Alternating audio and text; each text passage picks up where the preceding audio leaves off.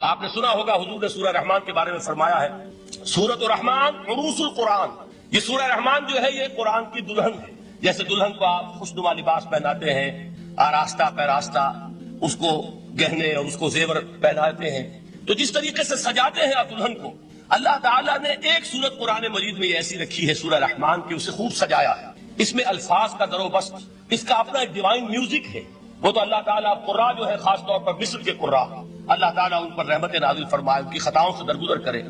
جس طرح قرآن کے انٹرنسک میوزک کو انہوں نے واضح کیا ہے، واقعہ یہ ہے کہ اگر یہ لوگ نہ ہوتے، شیخ عبد الباسط محمد عبد الصمد، شیخ محمود خلیل الحسنی، یہ لوگ جنہوں نے قرآن کے اس غنا میوزک، یہ لفظ جو ہے آپ حیران نہ ہو کہ میں یہ کچھ توہین کر رہا ہوں قرآن کی، حضور نے یہ لفظ استعمال کیا ہے، تغنو، اس قرآن کو اچھی سے اچھی خوشلہانی کے ساتھ پڑھو۔ من لم یتغن بالقرآن فلیس منا، جو قرآن کو بہتر سے بہتر انداز میں، اچھی سے اچھی آواز میں، خوشلہانی کے ساتھ پڑھنے کی کوشش نہیں کرتا، وہ ہم میں سے نہیں۔ بلکہ ایک مرتبہ حضور رات کے وقت آپ گشت پر تھے اپنے ساتھیوں کے حالات معلوم کرنے کے لیے۔ حضرت ابو موسیٰ اشعری رضی اللہ تعالیٰ عنہ ایک صحابی ہیں، ان کے گھر کے پاس سے گزر ہوا، وہ رات کو تہجد پڑھ رہے تھے، کھڑے ہوئے کیف کے عالم میں قرآن تلاوت کر رہے ہیں۔ حضور کو بہت پسند آئی ان کی قرات، کافی دیر تک وہاں کھڑے سنتے رہے۔ اب انہیں کیا پتا کون سن رہا ہے، بالکل اسی طرح سمجھ لیجئے ایک بات یاد آئی ہے، حضور فرماتے ہیں کہ جس طرح کان لگا کر اللہ قرآن کو سنتا ہے کسی چیز کو نہیں سنتا۔ ہمیں نظر نہیں آتا نا، ہمیں معلوم نہیں ہے، ہم قرآن پڑھ رہے ہیں تو سننے والا کون ہے؟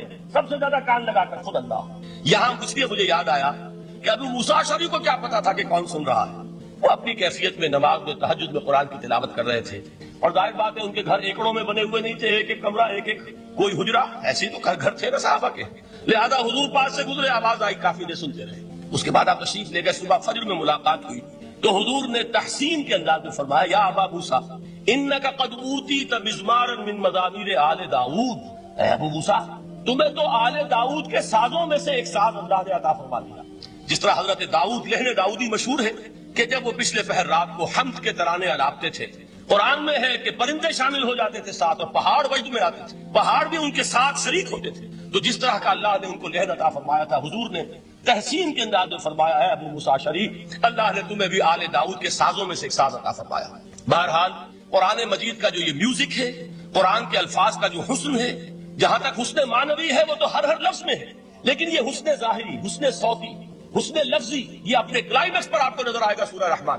لیکن قرآن میں یہ سورت اس اعتبار سے بھی ممتاز ہے، اس کی 4 آیات پر ذرا توجہ کریں گے، عجیب حقائق سامنے آئیں گے۔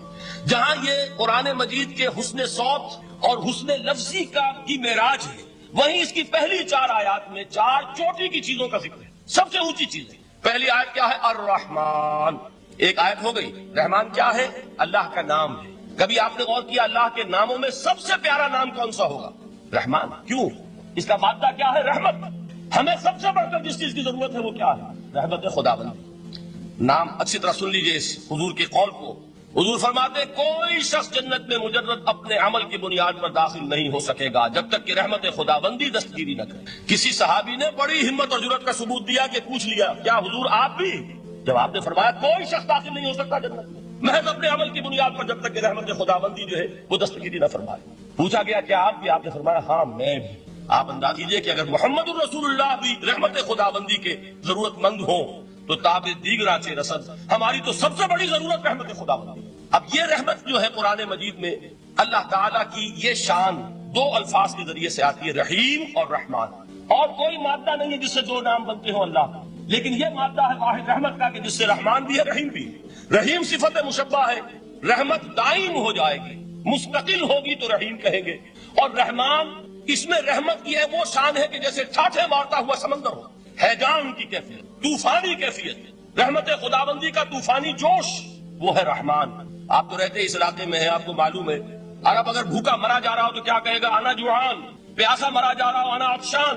بہت غضبناک ہوگا غضبان آصفہ قرآن میں آیا ہے، بہت غضبناک۔ رحمان جس کی رحمت جو ہے جوش میں ہے، ٹھاٹھے مارتے ہوئے سمندر کے ماتھے۔ تو یہ اللہ تعالیٰ کے ناموں میں سب سے پیارا نام۔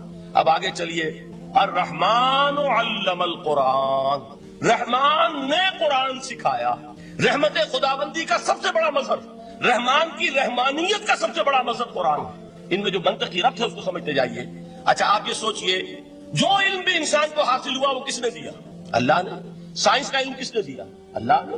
अल्लमा आदम अल अस्मा कुल्लहा, वो इल्मुल अस्मा जो हजरत आदम को दे दिया गया था अज़ल में, ये उसी का ज़ुहूर है, ये उसी की एक्सफोलिएशन है जो हो रही है और होती रहेगी अभी। और जो और दूसरे इल्म है वो किसने दिया? अल्लाह ने। ला यहीतून बिशैइन मिन इल्मिही इल्ला बिमा शाअ, मखलूक में से कोई अल्लाह के इल्म में से किसी शय का इहाता नहीं कर सकता मगर वो जितना अल्लाह देना चाहे। लेकिन ये कि तमाम उलूम में चोटी का इल्म कुरान। नोट करते जाइए, चोटी की चीजें जमा कीजिए। अल्लाह के नामों में चोटी का नाम रहमान। अल्लाह ने जो कुछ इंसान को सिखाया उसमें चोटी का इल्म कुरान। खलकल इंसान, इंसान को पैदा फरमाया। सवाल ये कि हैवानात को किसने पैदा फरमाया? आसमान किसने पैदा किया? जमीन किसने पैदा की? फरिश्ते किसने पैदा किए? क्या मतलब खलकल इंसान? उसकी तमाम मखलूकात में उसका क्लाइमेक्स, उसकी तख्लीक की मेराज, उसके तख्लीक का नुक्ता उरूज इंसान है। यह है कि जो मसजूद मलाइक बना है। वलक़द कर्रमना बनी आदम व हमलनाहुम फिल बर्रि वल बहर व रज़क़नाहुम मिन अत-तय्यिबाति व फ़द्दलनाहुम अला कसीरिन मिम्मन ख़लक़ना तफ़सीला। तो तख्लीक में सबसे ऊंची तख्लीक इंसान, इल्मों में सबसे ऊंचा इल्म कुरान का, अल्लाह के नामों में सबसे ऊंचा नाम रहमान। तकादे पूरे करो। तकादे क्या है? ईमान है तो अमल दुरुस्त होना चाहिए, ईमान है तो जिहाद होना चाहिए, ईमान है तो जान और माल खपानी चाहिए। तो जो ईमान दूसरे लोग जिस तरह लाए हैं, हमजा भी तो ईमान लाए हैं, आखिर उनका रास्ता तुम्हें नजर नहीं आ रहा? अबू बकर ईमान लाए हैं, उनकी तरह ईमान लाओ। तो उन्होंने क्या कहा? अनुमिनु कमा आमन सुफहा, क्या मुस्तरा ईमान लाए जैसे ये बेवकूफ लाए? सफी का लफ्ज तो सभी जानते हैं, ये सुफहा किसे कह रहे हैं? आपने पढ़ा तो बहुत मर्तबा होगा इन आयात को, कभी सोचा किसको कह रहे हैं? वो अबू बकर को कह रहे हैं, वो हमजा को कह रहे हैं, वो उमर को कह रहे हैं। इनकी तो मत मारी गई, गर्रा हाउलाए दीनुहुम, इन्हें तो कोई होश ही नहीं। 2 मर्तबा हजरत अबू बकर ने वो काम किया है कि हर वर्ल्डली वाइज इंसान ये कहेगा कि हिमाकत की है जिसके सामने दुनिया है। जब हिजरत के लिए हुजूर तशरीफ ले जा रहे थे, 40,000 दिरहम का सरमाया था, जबकि हजरत अबू बकर ईमान लाए। मक्के के चोटी के ताजरों में से थे, जो मलकुत तुजरा कहलाते, तुजार कहलाते। लेकिन अब वो रुपया कहाँ खर्च हुआ? बिलाल को खरीदा, रुपया देके खरीदा या वैसे खरीद लिया? आजाद कर दिया। अबू फकी को खरीदा, आजाद कर दिया। 6 है गुलाम और कनीजे मोहम्मद रसूलुल्लाह पर ईमान लाने वाले, जिनको अबू बकर ने अपने पैसे से खरीदा और आजाद किया। ये रुपया तो पिघल रहा है ना, जो थोड़ी बहुत पूंजी रह गई है। तो जब हजरत हुजूर हिजरत के लिए तशरीफ ले जा रहे हैं, वो सारी पूंजी अपने साथ ले गए, घर वालों को छोड़ कर गए। बूढ़ा बाप, अंधा अबू कहाफा, बाद में वो भी ईमान ले आए। और ये अबू बकर है कि जिनकी 3 नस्लें एक वक्त में मौजूद थी मुसलमानों की। अबू कहाफा मोमिन, अबू बकर मोमिन, और अबू बकर की औलाद मोमिन, आयशा, अस्मा और अबू बकर और अब्दुल रहमान इब्न अबी बकर। ये कौन है? तो 3 नस्लें जिसकी बैक वक्त रही है ईमान में, वो शाज लोग हैं, उनमें अबू बकर। लेकिन ये कि उस वक्त तक अबू कहाफा ईमान नहीं लाए थे, वालिद नाबीना थे। तो वालिद है, बेटियां हैं, हजरत आयशा, हजरत अस्मा, हजरत रज़ी अल्लाह तआला अन्हुमा, बीवी है, कुछ नहीं छोड़ के गए, एक पैसा। जब बाप को मालूम हुआ बेटा चला गया मोहम्मद के साथ सल्लल्लाहु अलैहि वसल्लम, शख्स गुस्से में है, बेचताब में है। अब हमारा कौन वाली वारिस होगा? कौन है हमारी खबरगिरी करने वाला? बेटियों से, पोतियों से अपने पूछते, कुछ छोड़ के भी गया कि नहीं? उनका हाँ अब्बाजान। क्या किया उन्होंने? कभी पढ़े हैं वाकयात? कुछ कंकड़ रोड़े लिए, एक कपड़े में पोटली बनाई और अंधे दादा का हाथ ऊपर फिरवाया। देखिए दादा जान, ये छोड़ गए हैं, ये माल है, ये सोने और चांदी के सिक्के हैं, अब्बा जान हमें ऐसे नहीं छोड़ कर गए। वाकया क्या है कि एक पैसा नहीं छोड़ा अबू बकर ने घर वालों के लिए, सब कुछ ले गए कि क्या पता मोहम्मद के साथ जा रहा हूं, किस वक्त क्या जरूरत पेश आ जाए सुल्तान। तो ये कोई अकलमंदी की बात है? अपने अपने गरीबानों में झांकी, आप ये अकलमंदी करेंगे? कहे चाहे ना, ये बात दूसरी है, लेकिन ये कि इसको कौन हम में से अकलमंदी कहेगा। इसी तरीके से जब ग़ज़वा तबूक का वक्त आया, वो वाकया तो बहुत मशहूर है। हजरत उमर फरमाते हैं कि उस जमाने में मेरे पास इत्तेफाकन पैसा बहुत था। मैंने ये सोचा दिल में कि इस मरहले पर तो मैं अबू बकर से बाजी ले जाऊंगा। मुसाबकत उनमें भी थी, लेकिन नेकी की मुसाबकत, खैर की मुसाबकत, इन्फाक फी सबीलिल्लाह की मुसाबकत। तो मैंने सोचा कि मैं बाजी ले जाऊंगा। मैंने क्या किया, कुल दौलत जो थी उसके 2 हिस्से किए, एक हिस्सा घर रखा और 1 लाख हुजूर की खिदमत में पेश कर दिया। हुजूर ने पूछा कि उमर घर वालों के लिए कुछ छोड़ा? कि जी हाँ, निस्फ किया मैंने, निस्फ अल्लाह की राह में हाजिर है, निस्फ छोड़ा है। ठीक है। अब वो आए अबू बकर, पूछा हुजूर ने, अबू बकर घर वालों के लिए कुछ छोड़ा? कि नहीं, सिद्दीक के लिए है खुदा का रसूल, बस। घर में अल्लाह और उसके रसूल के नाम के सिवा कुछ नहीं। यही है ना, परवाने को चिराग है, बुलबुल को फूल, बस। और सिद्दीक के लिए है खुदा का रसूल, बस। मुझे घर वालों के लिए कुछ नहीं चाहिए। ये काम जो है, तो ये जिनका हम इस वक्त जिक्र पढ़ रहे हैं, मुनाफिकीन, उनके नजदीक हिमाकत थी या अकलमंदी थी? ये समझदारी थी या बेवकूफी थी?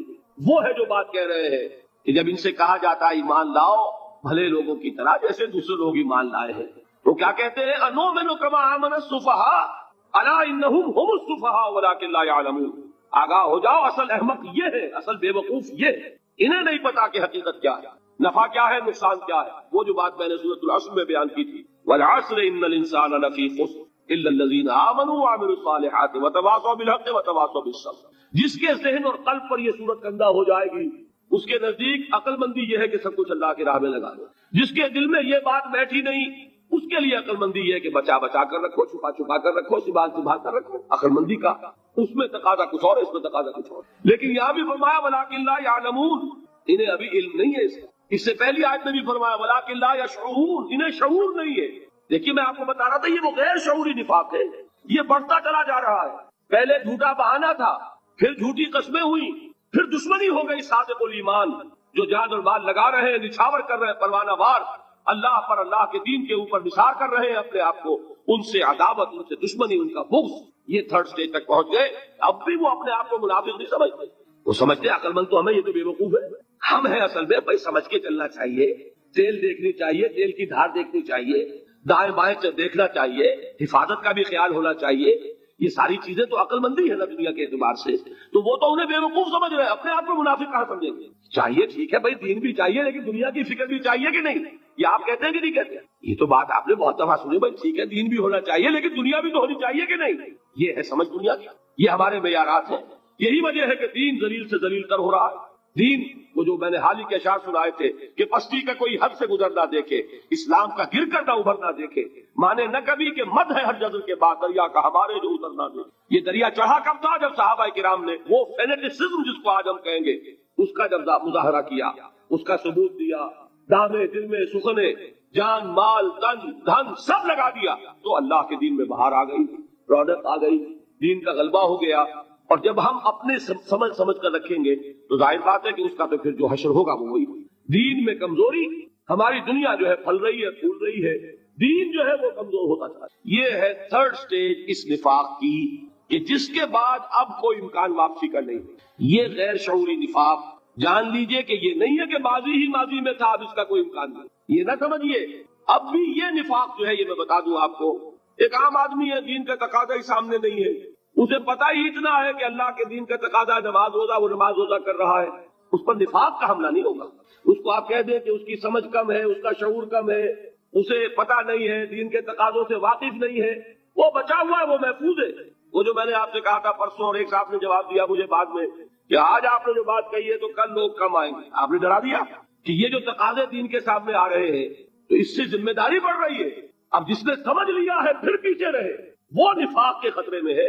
جسے سمجھ ہی نہیں ہے وہ پھر بھی کوئی نہ کوئی عذر پیش کر سکے گا کہ اللہ ان مولویوں سے پوچھ جنہوں نے ہمیں بتایا نہیں، انہوں نے تو دین کے تقاضے ہمیں یہ بتائے نہیں، انہوں نے تو ہمیں نور اور بشر میں چکر دے کے لڑائے رکھا، ان سے پوچھ۔ اصل سے مجرم جو ہے وہ یہ ہے، وہ واقعہ یہ ہے کہ کسی درجے میں بچیں گے کہ دین چاہتا کیا ہے، دین کے تقاضے کیا ہے، توحید کی حقیقت کیا ہے، شرک کی حقیقت کیا ہے، اس کی طرف اگر توجہ ہی نہیں دلائی جا رہی اور اس غریب کو پتہ ہی نہیں، اسے پتہ ہی صرف یہ ہے کہ کھڑے ہو کر سلام پڑھنے میں اتنا فائدہ ہوتا ہے، وہ پڑھ رہا ہے بیچارہ، لہذا اس کا معاملہ آسان ہے بنسبت اس شخص کے کہ جس کے سمجھ میں آ گیا ہو، بات اس نے پالی ہو۔ دین یہ چاہتا ہے، دین اپنا غلبہ چاہتا ہے۔ علامہ اقبال نے غالب پر ایک جو نظم لکھی ہے باغ درا میں ہے، اس کا ایک شعر بڑا پیارا ہے، گیسوئے اردو ابھی منت پذیر شانہ ہے، شمع یہ سودائی یہ دل سوزی یہ پروانہ ہے۔ یہ دین جو ہے یہ تو چاہتا ہے کہ اہل ایمان پروانہ وار اس شمع پر نثار ہو جانے لگا دے، گردنیں کٹوا دے۔ وَلَا تَقُولُوا لِمَنْ يُقْتَلُ فِي سَبِيلِ اللَّهِ أَمْوَاتٌ بَلْ أَحْيَاءٌ وَلَكِنْ لَا تَشْعُرُونَ۔ اور اگر اس سے پیچھے ہٹیں گے، قدم پیچھے ہٹا نہیں کہ نفاق کی زد میں آئے نہیں، تو نفاق کی پہلی stage, second stage, third stage, وہاں پہنچ گئے، واپسی نہیں۔ اس کے لیے ایک اور دو آیات میں چاہتا ہوں کہ اس سے اس حقیقت کو اور سمجھ لیں اچھی طرح، تاکہ کوئی اشکال نہ رہ جائے۔ ایک آیت تو میں نے شروع میں پڑھی تھی، ایک نہیں ہے یعنی ایک جگہ سے سورہ عنکبوت، اور ایک آیت ہے سورہ حج کی، وہ میں نے شروع میں تلاوت نہیں کی۔ سورہ حج کی آیت دیکھیے، اس قدر پیاری آیت ہے، دوسرے رکوع کے اندر آپ کو آیت ملے گی، سورہ حج 17ویں پارے میں ہے، نصف کے بعد شروع ہوتی ہے، اور اس کے دوسرے رکوع وَمِنَ النَّاسِ، اور لوگوں میں سے کچھ ایسے بھی ہیں، مَن يَعْبُدُ اللَّهَ عَلَى حَرْفٍ، جو اللہ کی بندگی کرنا چاہتے ہیں کنارے پر کھڑے ہو کر۔ ایک ہے منجھار میں کودنے والے، کہ ہر کے بعد ماں کشتی دراب انداختے، جیسے کہ تاریخ نے کیا تھا، ادھر ساحل اندلس پر قدم رکھا، ادھر کشتیوں میں آگ لگا دی. یہ کسی کے دل میں خیال ہی نہ آئے کہ واپسی بھی ہے، کوئی کسی کے ذہن میں سوال ہی پیدا نہ ہو کہ اب گھر واپس جانا ہے. تاریخ چبر کنارے اندلس سفینہ سو، گفتند کارے تو رہے عقل و خرد خطاس. دیکھیں وہی عقل اور بے وقوفی والی بات آ گئی. لوگوں نے کیا یہ تاریخ کیا کیا، عقل مندی کی روح سے تو یہ غلطی کی تم نے. عقل تو یہ سکھاتی ہے کہ ذرا سنبھل کر چلو، جذبہ یہ کہتا ہے کہ نہیں، واپسی کا کوئی سوال نہیں. اس نے اقبال نے یہی نقشہ کھینچا ہے کہ بے خطر کود پڑا آتش نمرود میں عشق، عقل ہے